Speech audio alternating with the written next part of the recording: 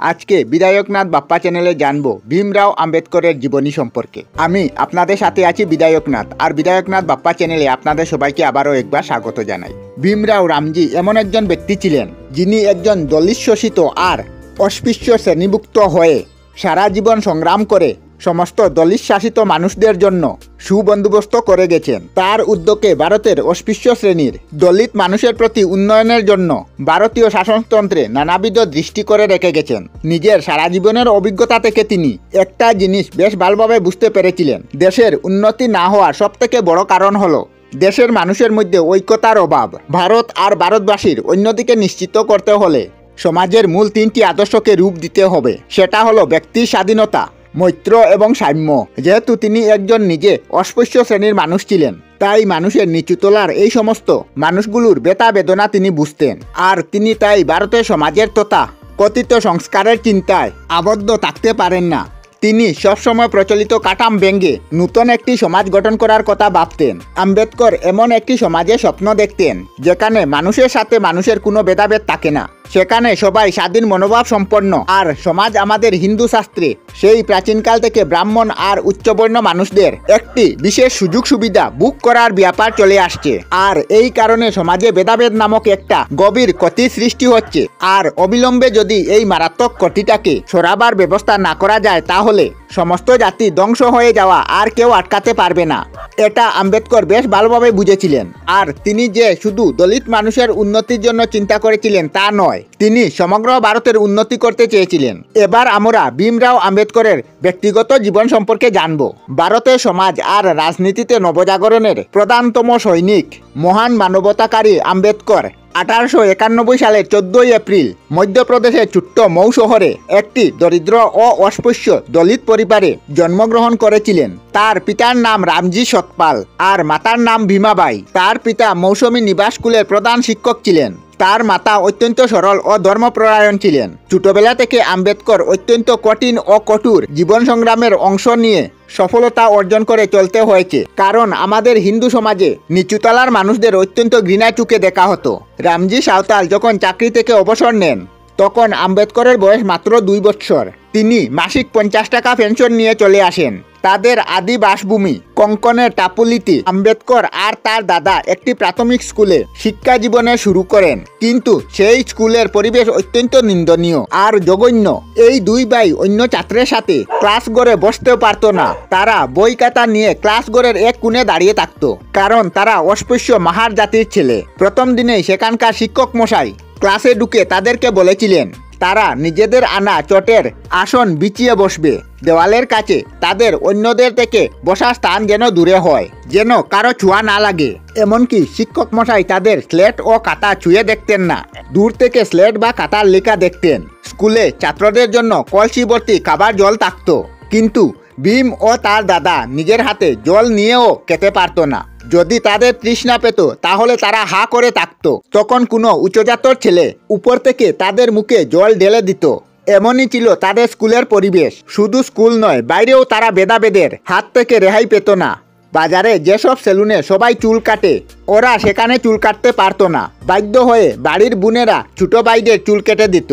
আম্বেদকরের বয়স যখন মাত্র 6 বছর, তখন তার মা মারা যান। এই সময় তাদের একমাত্র বিধবা পিসি মীরাবাই এসে মা হারা ছেলে মেয়েগুলোর দেখাশোনার ভার নেন। এই পিসি আম্বেদকরকে অত্যন্ত ভালোবাসতেন। রামজি নিজের চেষ্টায় মারাঠি ও ইংলিশ ভাষা রীতিমতো দক্ষতা অর্জন করেছিলেন। আর তিনি চাইতেন সমস্ত ছেলেদের মধ্যে এমন প্রেরণার সঞ্চয় ঘটুক, স্কুলের নিদারুণ অবহেলার মধ্য থেকেও যাতে ছেলেরা শিক্ষার উপকারিতা আর আনন্দ পেতে পারে, সেই বিষয়ে তিনি অত্যন্ত সজাগ ছিলেন। তিনি নিয়মিতভাবে নিজের ভাই দুটিকে পড়াতেন। ছেলেমেয়েদের রোজ রামায়ণ, মহাভারত, সন্ত কবির আর অন্যান্য সন্তদের জীবনী পড়ে পড়ে শোনাতেন। শুধু তাই নয়, তিনি ছেলেদের ইংরেজি পড়তে আর ইংরাজি অনুবাদ করতেও শেখাতেন। পরবর্তীকালে আম্বেদকর বলেছিলেন যে তিনি পিতার কাছেই প্রাথমিকভাবে ইংরাজি ভাষা শিখেছিলেন। এমনকি তিনি তাকে ইংরাজিতে অনুবাদ করা ভালোভাবে রপ্ত করেছিলেন। এরপর প্রাথমিক স্কুলে পড়া শেষ হলে আম্বেদকর আর তার দাদা আনন্দলাল হাই স্কুলে এসে ভর্তি হলে সেই সময় সেই স্কুলের একজন শিক্ষকের পদবি ছিল আম্বেদকর। তিনি আম্বেদকরকে অত্যন্ত ভালোবাসতেন আর তাকে নানাভাবে সাহায্য করতেন। আর সেখানকার সামাজিক নিয়ম অনুযায়ী আম্বাবাদ গ্রামের আদিবাসী হিসাবে ভীম আর তার পরিবারের পদবি ছিল আম্বেদকর। কিন্তু এই শিক্ষক মহাশয় ভীমের পদবি বদল করে নিজের পদবি আম্বেদকর লিখে দিয়েছিলেন আর পরবর্তীতে ভীমরাও এই পদবিতেই পরিচিত হন। এই সময়কার আরেকটি ঘটনা বলে রাখা দরকার। সেটি প্রমাণ করে সেই সময় ভীমকে প্রতিদিন কত বাধা বিঘ্নের সাথে লড়াই করতে হতো। ভীম আর তার দাদা তখন সেখানকার স্কুলের ছাত্র। একদিন তারা ট্রেনে করে গোরেগাঁও স্টেশনে পৌঁছেছিলেন বাবার সাথে দেখা করতে। সেই সময় রামজি একটি চাকরি নিয়ে গোরেগাঁওয়ে থাকতেন। দুই ভাই স্টেশনে নামলো, তারপর সেখান থেকে একটি গরু গাড়ি ভাড়া করে বাবার বাড়ির দিকে রওনা হলো। বাড়ি যেতে যেতে গাড়োয়ান জানতে পারলো আরোহী দুই ছেলে জাতিতে মাহার। সাথে সাথে গাড়োয়ান অত্যন্ত রেগে যায়। ওরা উঠাতে নাকি গাড়ি অস্পৃশ্য হয়ে গেল। এই অপবাদ নিয়ে গাড়োয়ান তাকে তৎক্ষণাৎ গাড়ি থেকে ফেলে দেয়। গাড়োয়ানকে অনেক অনুরোধ করার পর সে রাজি হলো পৌঁছে দিতে। তবে সে শর্ত রাখে যে তাকে দ্বিগুণ ভাড়া দিতে হবে আর ভীমের বড় ভাই আনন্দকে গাড়ি চালিয়ে নিয়ে যেতে হবে। ও অস্পৃশ্য মার ছেলের সাথে গারদ এক গাড়িতে যেতে পারবে না, তাই সে হেঁটে হেঁটে গাড়ির সঙ্গে সঙ্গে যাবে। তারপর অবশেষে বিধান অনুসারে সে গাড়িটি পবিত্র করে নিবে। তারপর সেদিন সন্ধ্যা থেকে মাঝরাত অবধি গোরেগাঁও পৌঁছানো পর্যন্ত দুই ভাই রাস্তায় কারো সাহায্য পায় না, এমনকি পিপাসা মিটাবার জন্য তারা জলও পায়নি। এর কিছুদিন পর রামজি আরেক নূতন চাকরি পেয়ে মুম্বাই চলে আসেন। সেখানে ভীম আর তার দাদা এনফিল্ড স্টোন স্কুলে ভর্তি হন। ভীমরাও ছোট থেকে প্রচন্ড যন্ত্রণার মধ্যে বড় হয়েছেন, তাই স্বাভাবিক কারণে এসব ঘটনার ভীমের সচেতন মনে গভীরভাবে রেখাপাত করলো। রামজি নূতন জায়গায় একটি এলাকায় ছোট্ট গড়ে পুরো সংসার নিয়ে বাস করতেন। সেখানে রান্না খাওয়া সবকিছুই গড়ে হতো। এর উপর তাদের একটি পোষা ছাগল ছিল। এর মধ্যে আর কোথায় পড়াশোনা করা যায়? অনেক ভেবে শুনে রামজি একটি উপায় বের করলেন। রাতের প্রথম দিকে ভীম রাত 2টা অবধি ঘুমিয়ে নিন, তখন রামজি জেগে থাকতেন। তারপর তিনি রাত 2টায় ভীমকে তুলে দিতেন যাতে সে পড়াশোনা করতে পারে। তারপর তিনি নিজে ভীমের জায়গায় শুয়ে যেতেন। তখন থেকে ভোর অবধি ভীম পড়াশোনা করতেন। খেলাধুলাতেও ভীম স্কুলে সেরা ছিলেন। তিনি ফুটবল ও ক্রিকেটের দলের অধিনায়ক হতেন। কিন্তু সেখানেও তাকে জাতিভেদের অভিশাপ ঘিরে থাকতো। সেখানেও তাকে ক্লাসে আলাদা থাকতে হতো। তিনি ব্ল্যাকবোর্ডে লিখতেও পারতেন না, কারণ ব্ল্যাকবোর্ডের পিছনে অন্য ছেলেদের টিফিন থাকতো। যদি তিনি নিচু জাতের ছেলে হয়ে সেটা ছুঁয়ে দেন তাহলে খাবারগুলো অপবিত্র হয়ে যেত।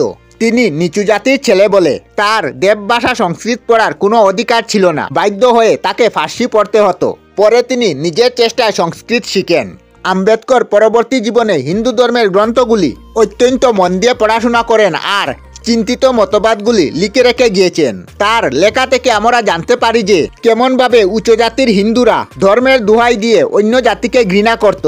আম্বেদকর এনফিল্ড স্টোন স্কুল থেকে ম্যাট্রিক পাশ করেন 1960 সালে। এই ঘটনা অস্পৃশ্য সমাজে আলোড়নের সৃষ্টি করে, তাই আম্বেদকরকে মুম্বাই শহরে একটি সভা ডেকে অভিনন্দন জানানো হয়। শিক্ষার জীবনে তার অনেক ঘাত প্রতিঘাত এসেছে, কিন্তু সব পেরিয়ে তিনি উচ্চশিক্ষায় অগ্রসর হতে থাকেন। পড়াশোনার সাথে সাথে তিনি অস্পৃশ্য আর দলিত শ্রেণীর মানুষের উন্নতির চেষ্টা করতে থাকেন। ভারতীয় রাজনীতির পথ এই সময় দ্রুত পরিবর্তন হয়েছিল। ভারতে বড়লাট হয়ে এসেছিলেন মাউন্ট ব্যাটেল। তিনি আরও ভারতকে বিভক্ত করার পাকাপাকি ব্যবস্থা করেন। 1947 সালের 15 জুলাই ভারত থেকে দুটি রাষ্ট্রের জন্ম নেয়, ভারত আর পাকিস্তান। সদ্য স্বাধীনতা পাওয়া ভারতকে সুসংগঠিত করার জন্য দক্ষ আর অভিজ্ঞ দেশের নেতারা একটা নতুন জাতীয় প্রশাসন গঠন করেন আর প্রধানমন্ত্রী জওহরলাল নেহরুর অনুরোধ রক্ষা করার জন্য আম্বেদকর ভারত সরকারের আইন বিভাগে দায়িত্ব নেন। ভারতের সংবিধানের খসড়া প্রস্তুত করার জন্য 7 জন সদস্যের একটি কমিটি প্রস্তুত হয়। আম্বেদকর এই সভা সভাপতি হন। বলা হয় তিনি একাই চেষ্টা করে 144 দিন দিনরাত অবিশ্রান্ত পরিশ্রম করে প্রস্তুত করেন পৃথিবীর বৃহত্তম সংবিধানের খসড়া। অবশেষে অনেক বিচার বিবেচনা, নানা বিতর্ক ও তর্কের পর 1945 সালে 26শে নভেম্বর ভারতের সংবিধান গণপরিষদে গৃহীত হয়। সেই সময় সংবিধানে ছিল 395টি অনুচ্ছেদ আর 4টি তালিকা। আমাদের ভারতীয় সংবিধানে অবশ্য আর দলিত শ্রেণীর উন্নতির জন্য যে সমস্ত বিধানকে গ্রহণ করা হয়েছে এর প্রধান উদ্যোক্তাই ডক্টর ভীমরাও রামজি আম্বেদকর। অবশেষে 1956 সালের 6ই ডিসেম্বর দিল্লির বাসভবনে এই মহাত্মার জীবন অবসান হয়। আমরা আমাদের চ্যানেলে সব ধরনের ভিডিও আপলোড করি, যেমন ব্লগ, নিউজ, কুকিং ভিডিও, ধার্মিক আলোচনা ইত্যাদি। যদি আপনারা এই ধরনের ভিডিও দেখতে পছন্দ করেন তাহলে এই চ্যানেলটি নিশ্চয়ই সাবস্ক্রাইব করবেন। আমি আপনাদের সাথে বিদায়ক না, আজকের মতো বিদায় নিলাম। আর ভিডিওটি ভালো লাগে লাইক, শেয়ার ও কমেন্ট করবেন। ভিডিওটি সম্পূর্ণ দেখার জন্য অশেষ ধন্যবাদ।